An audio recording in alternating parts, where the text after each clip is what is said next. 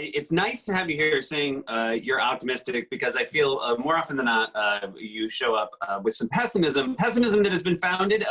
You did predict that Donald Trump would win, and you have bad news, I know. And now are you worried? Are you worried about because we saw some very long voting lines in Georgia yesterday? How are you feeling, not just about the outcome of the election, but the ability to have an election? I'm very worried about this. We all need to be very worried about this. Donald Trump, again, I think one of the few people on the left that I take him very seriously. When he says something, I actually believe him. And him putting up this triple fence wall, first the big fence, then the hard fence, then the cement blocks. I mean, this guy really has a wall fetish, clearly now. Yeah, he likes walls. He couldn't build it down on the Mexican border, so he's going to build it around the house he lives in. And like a lot of rich people, though, with their gated communities, he's thinking, you know, I'm living here in a majority black city. Where's my gated community? So he puts up his gated community around himself. But I really think, you know, we make jokes about this, but I think this is a dry run for the fall.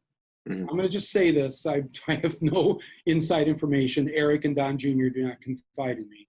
But I do believe that he's now read the polls. He sees the data.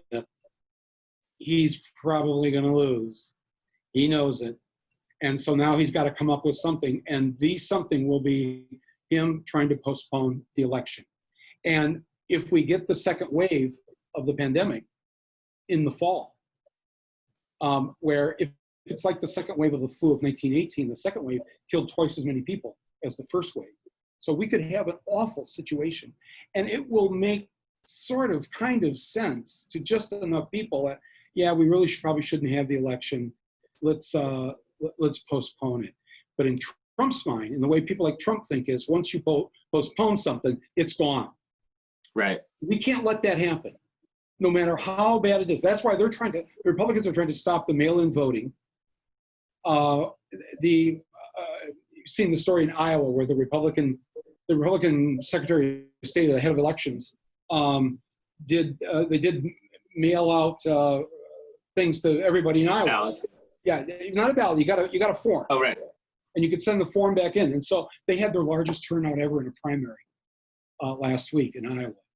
And so all the Republicans in Iowa are now ganging up on the Republican in charge of elections, saying this has got to stop. You can't do this in November. Because as Trump, again, this is the honest Trump, said a few weeks ago, something to the effect, you know, I'm not going to do my Trump voice. We already. Thank you. It's like kind of, it's in my show, yeah. It's your, yes. Thank you. He said that if we just let everybody vote, if we make it easy for everybody to vote, that's the end of the Republican Party. That's the end of me. He actually said that. And I thought, yes, that's right. Because the majority of Americans believe in climate change. The majority of Americans believe women should be paid the same as men. The majority of Americans, on and on and on. Healthcare for all. That's who we are as a people. And we don't want the Republicans or his kind of Republican anymore. They got the message. Now they got to fix the election. They got to rig it. They've got to wire this thing up so that as few people as possible vote. So I think we all need to have a discussion about this, and right now, because in order to change how we're going to vote on November 3rd, that's got to be happening right now, and it's going to have to happen in the states.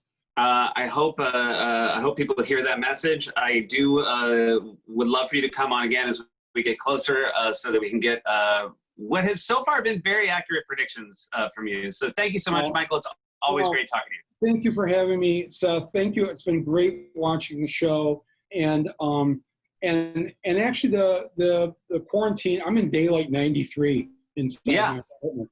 And I have learned some great things. For instance, I would do really well under house arrest. You think you'd crush it?